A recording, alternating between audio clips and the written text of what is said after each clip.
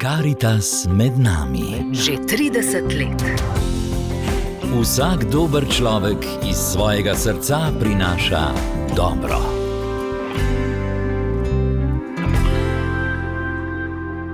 Dober dan, dragi poslušalci. Julija smo in poletje je za večino čas oddiha, brezskrbnosti in novih doživetij.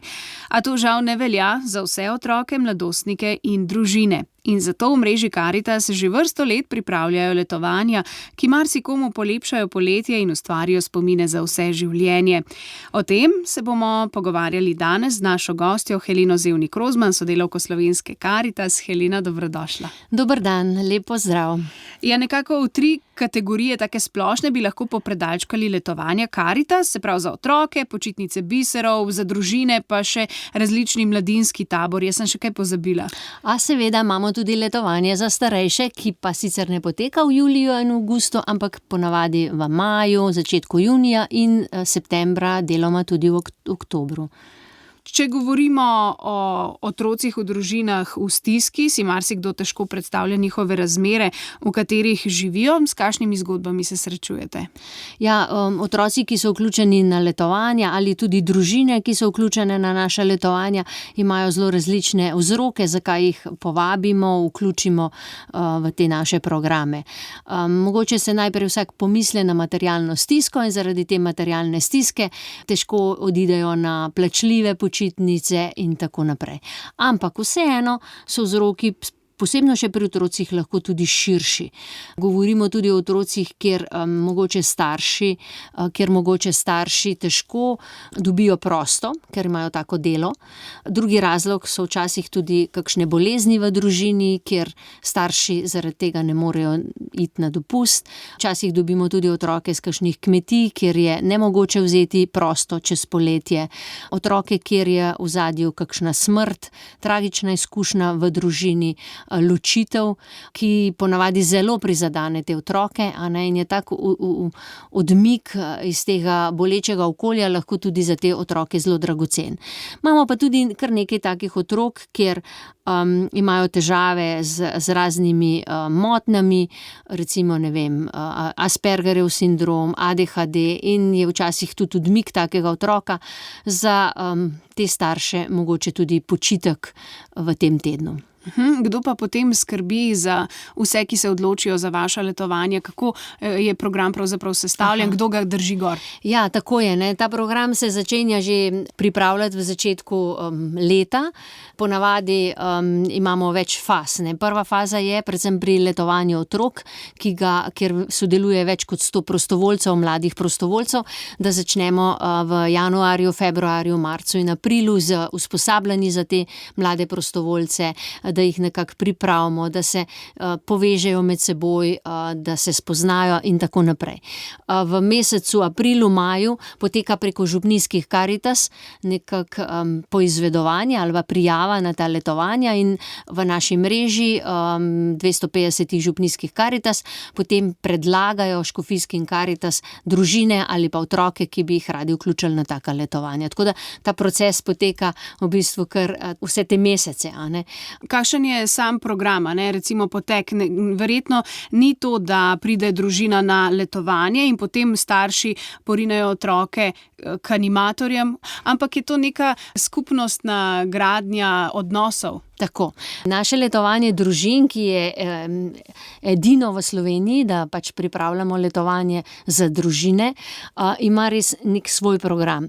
Bistveno je, da se gradi skupnost teh družin, vseh teh članov, ki so na letovanju, ter seveda naših sodelavcev Karitas. In program poteka tudi na tak način, da za njih pripravimo, tudi za starše pripravimo posebne delavnice, za otroke ponavadi mladina pripravi kakšne ustvarjalne delavnice, kaj tacga, ponavadi grejo potem skupaj na plažo, po kosilu so kakšne igre, take dejavnosti, imamo tudi vožnjo oziroma izlet z ladjico ali pa kakšen muzej v okolici na obali in take zadeve. Večeri pa so tudi namenjeni druženju, spoznavanju, igri in tako naprej. Zame je to eden najboljših programov, predvsem tudi zaradi tega, ker je takrat cela družina skupaj in naši strokovni delavci lahko skupaj s to družino pomagajo iskati, krepiti te starševske veščine, jih povezati med seboj. Moja izkušnja, ko sem vodila enkrat ta program, je, da včasih naši uporabniki, naše družine, ker se borijo za to svoje preživetje, nimajo časa, da se ukvarjajo niti z otroci, ne znajo nekako se niti igrati, in jaz vem, da v tistem tednu smo se učili igrati skupaj, kartati, upam, da razumete, igrati neke take igre, ker pač tega niso znali. In ta namen je tudi to, da se ta družina med sabo poveže, hkrati sreča podobne družine s podobnimi drugimi težavami, vidijo, da si lahko drugemu pomagajo, in kot tretje imajo zraven tudi naše strokovne delavce, če se pokaže stiska, če lahko kaj nadgradijo, je to lahko tudi pomoč.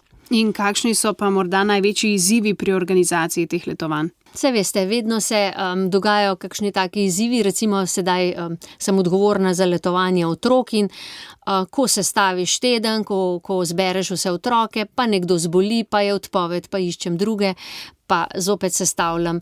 Naslednji izzivi so tudi recimo čisto logistični, da bojo šli vsi avtobusi pravi čas, kdaj bomo ob kateri uri pobirali. Potem naslednja je seveda priprava prostorov. Nekateri prostori čez zimo malo samevajo, ker niso pač aktivni, da vse potem štima, da so urejeni, čisti, da vse deluje, To so recimo, pa se zmeraj kaj pokvari, pa pač malo takih hišniških del še naredimo. To so pa recimo taki izzivi, ki nas doletijo pač ob takem programu. Kako pa lahko na primer poslušalci pomagajo? Je mogoče postati prostovoljec tudi na teh dogodkih ali kako drugače podpreti to vaše delo? Sami prostovoljci so nekako že izbrani, bolj ali manj, lahko so pač seveda poslušalci postanejo prostovoljci mogoče za drugo leto, ko pač v začetku januarja predvsem mlade iščemo, in pripravljamo to novo ekipo. Vedno smo veseli donacij, lahko se zahvalim Fundaciji za sofinanciranje invalidskih in humanitarnih dejavnosti, ki v glavnini financira pač te naše programe, ter Fundaciji Ustanova Radia 1, ki nam prav tako delno sofinancira programe za letovanje otrok iz tega njihovega zbiranja sredstev, ki ga pač izvedejo v mesecu juniju. Tako da smo recimo zelo veseli, vendar vedno še kaj zmanjka in smo tudi veseli pač teh donacij. Veseli pa smo, tudi molitvene podpore mnogih, ki mogoče ne morejo na tak materialen način pomagati ali pa kot prostovoljci, nam pa zelo dobro dene odgovornost za te otroke, predvsem na letovanjih otrok, je tudi v tem, da prevzamemo za ta teden odgovornost za te otroke in smo zelo veseli, da se pač tem otrokom nič ne zgodi, da pridejo varno domov, da se dobro počutijo.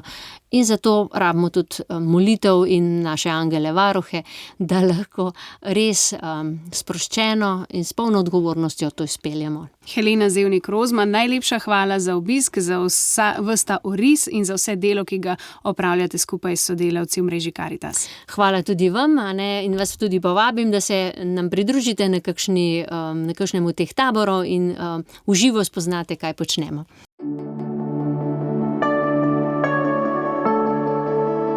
Karitas. Z vašo pomočjo za lepši svet.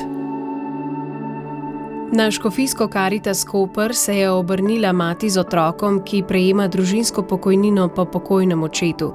Mati je sicer zaposlena in prejema nizke prihodke, poleg tega pa je zaradi zdravstvenih težav pogosto v bolniškem staležu. Z otrokom živita v zelo stari hiši, v kateri pušča streha in zato potrebujeta pomoč pri nakupu gradbenega materiala za popravilo.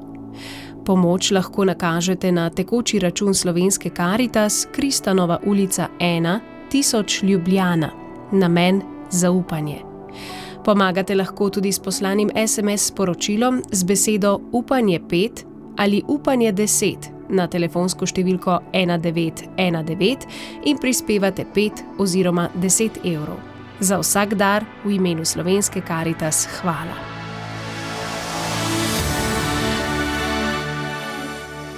Poslušali ste oddajo Karitas, v kateri smo se pogovarjali s sodelavko slovenske Karitas Heleno Zevnik-Rozman o letovanjih, ki jih pripravljajo. Letno namreč njihove programe obišče 1500 otrok in mladostnikov, nekaj več kot 60 družin in tudi od 180 do 190 starejših. Nekateri izmed njih pri svojih 80 letih prvič vidijo in doživijo morje.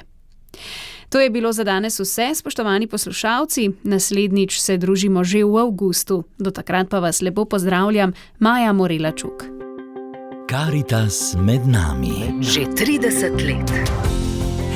Vsak dober človek iz svojega srca prinaša dobro.